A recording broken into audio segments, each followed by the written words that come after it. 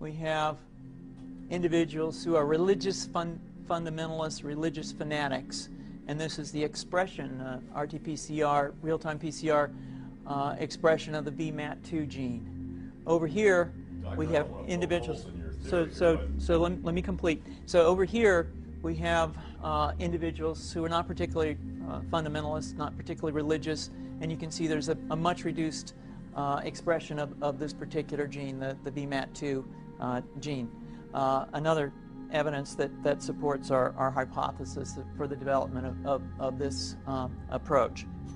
What you see here is by spreading this virus, we're going to eliminate individuals from dawning on a bomb vest and going into a market, blowing up the market. So our hypothesis is that these are fanatical people, that they have overexpression of the VMAT2 gene, and that by vaccinating them against this, we'll eliminate this behavior. So we have some very, very remarkable data in this next slide. Here we have two brain scans. These are fMRIs. These are two different individuals with different levels of expression of VMAT2. On top is an individual who's a religious fanatic, an individual, and we've repeated this numerous times, that has high levels of VMAT2. Now, this individual down here who had low levels of the VMAT2 gene, this individual would self-describe as not particularly religious. In each case, these individuals were read a religious text. This individual lit up the right middle frontal gyrus, shown here, and that's a part of the brain that's associated with theory of mind. It's a part of the brain that has to do with intents and beliefs and desires.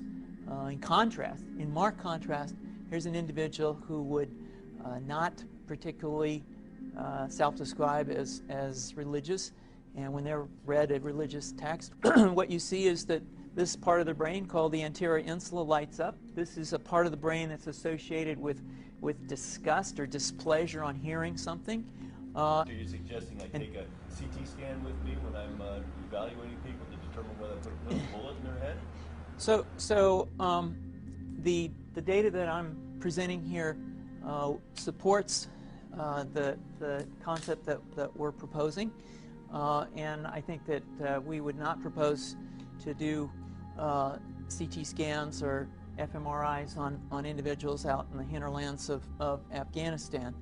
The virus would immunize against this VMAT2 gene, and that would have the effect that you see here, which is it's essentially to turn a fanatic into a normal person. And we think that will have major effects in the Middle East. How would you suggest that this is going to be dispersed in aerosol? Well, so the present plan and the tests that we've done so far have used respiratory viruses, such as flu or rhinoviruses, and we believe that that's a satisfactory way to get the exposure of the largest part of the population. Most of us, of course, have been exposed to both of those viruses, and we're quite confident that this will be a very successful approach. This is fascinating. What's the name of this proposal? Yeah, so the name of this project is FunVax, which is the vaccine for religious fundamentalism. And you have a proposal already? The proposal has just been submitted, and I think that the data that I have shown you today would support the development of this project.